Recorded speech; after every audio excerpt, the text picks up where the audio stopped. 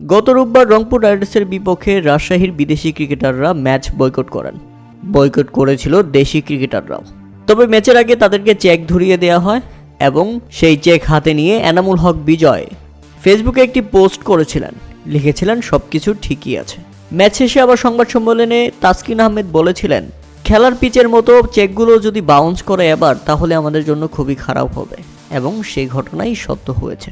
আবারও cheque bounce করেছে দুর্বার রাজশাহীর ক্রিকেটারদের, অর্থাৎ আরও একবার ভুয়া চেক ধরিয়ে দেওয়া হয়েছিল দুর্বার রাজশাহীর ক্রিকেটারদের।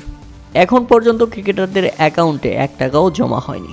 অর্থাৎ আপনি মজা করে যদি বলেন তাহলে বলতেই পারেন এনামুল হক বিজয়ীদের এভাবে উল্লু বানাবে দুর্বার রাজশাহীর মালিক শরীফুল রহমান, সেটা হয়তো বা তাসকিন বিজয়টা কল্পনাও করতে পারেনি। এক কথায় তাদেরকে সোনার ব্যাংকের চেক ধরিয়ে দিয়েছে দুর্বার রাজশাহীর মালিক। আপনাকে যদি বলা হয় এবারের বিপিএলের সবচেয়ে আলোচিত দল কোনটি, আপনি সহজ উত্তর দিবেন দুর্বার রাজশাহী, কারণ দুর্বার রাজশাহী থেকে বেশি আলোচিত তাদের ব্যবস্থাপনা পরিচালক শরীফুল রহমান।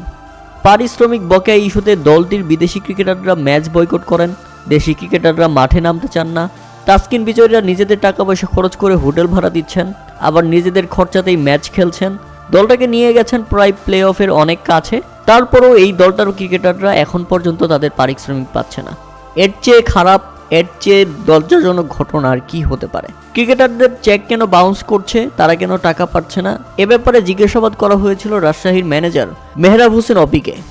দ্বিতীয়বারের মতো চেক বাউন্সের প্রশ্নের উত্তর দিতে গিয়ে তিনি বলেন, আমি তো নিজেই এখনো আমার টাকা পাইনি, আমি ক্রিকেটারদের কথা কি বলবো। প্রিয় দর্শক, এই যদি হয় অবস্থা তাহলে আপনাদের মতামত অবশ্যই আমাদের কমেন্ট করে জানাবেন। বিসিবি এখনো কেন ঘুমাচ্ছে?